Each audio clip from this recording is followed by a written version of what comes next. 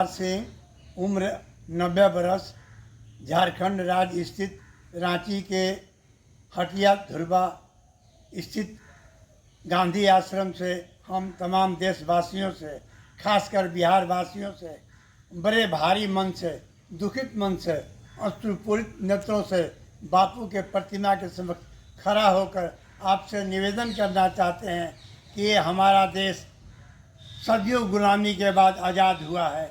आज़ादी को पाने के लिए हमारे भाई बहन कितने शहीद हो गए हैं। बड़ी संकट से आज़ादी को हमने पाया है। आज आज़ादी का 79 वर्ष बीत गया। आज हम देखते हैं कि हमारे कुछ भाई नेता बनने की हौर में अपशब्द अभिव्यक्ति का दुरुपयोग कर रहे हैं। संविधान सही बात बोलने के लिए, सत्य बोलने के लिए आज़ादी देता है। संविधान किसी को अपमानित करने के लिए, गाली देने के लिए, किसी को कष्ट पहुंचाने के लिए इजाज़त नहीं देता है। मैं महात्मा गांधी का अंतिम शिष्य होकर आपसे निवेदन करना चाहते हैं कि आप नेता बनिए। नेता बनने के पहले वाणी पर नियंत्रण कीजिए, देश की हित कीजिए, दुश्मन की भाषा बोलना छोड़ दीजिए। देश बहुत आज तरक्की कर चुका है। अभी अभी मोदी जी चीन गए, भिन्न भिन्न देशों में जा रहे हैं। पूरा विश्व मोदी जी को मान सम्मान दे रहा है और हम लोग भारत माता, मोदी जी हमारे प्रधानमंत्री हैं। 140 करोड़ लोगों के प्रधानमंत्री हैं। भारत माता के लाल हैं। हीराबेन मोदी जी की माता भारत माता के रूप में है। उनको पूजा करना चाहिए। उनको आप अपमानित करते हैं, बहुत दुख होता है। इस तरह की बात जो लोग बोले हैं, कसम खा लीजिए जनता के दिल में बड़ी आक्रोश है। मैं बहुत दुखी हूँ। गांधीवादी जितने हैं सभी दुखी हैं।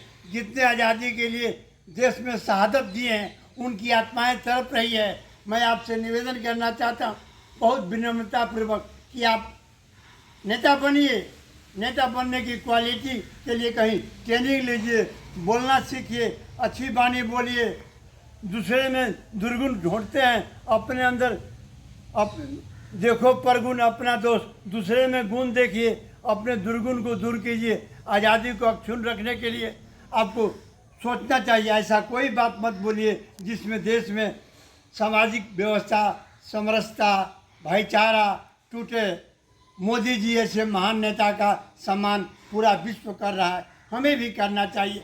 विरोध कीजिए, हम विरोध करने का मना नहीं करते, लेकिन अपशब्द बोलने का अधिकार संविधान नहीं देता है। संविधान की मर्यादित भाषा बोल करके ही किया जा सकता है। संविधान की मर्यादा को दुरुपयोग अपशब्द बोल करके आप नहीं कर सकते हैं। बोलने की आज़ादी संविधान देता है, गाली देने की आज़ादी नहीं, सत्य बोलने की आज़ादी देता है। मोदी जी को जब से मोदी आया है, देश कहाँ से कहाँ पहुँच गया है। आज पूरा विश्व मोदी जी को महान नेता के रूप में स्वीकार करता है। हम भारतवासियों का सीना गर्व से ऊंचा हो गया है। हम तमाम लोगों के दिल में, विश्व के 80% 90% लोगों के दिल में मोदी जी एक महान नेता के रूप में याद किए जा रहे हैं। हम भारतवासियों के लिए भी मोदी जी बहुत प्रिय नेता हैं। जब से मोदी आए हैं, देश का जीर्णोद्धार हो गया है। देश कहाँ से कहाँ तरक्की कर गया है। प्यारे देशवासियों, आपसे मैं बड़ी विनम्रतापूर्वक कहना चाहता हूँ, अब मोदी जी के बारे में यदि आप कुछ अपशब्द बोलिएगा तो भारत की जनता अब बर्दाश्त नहीं करेगी।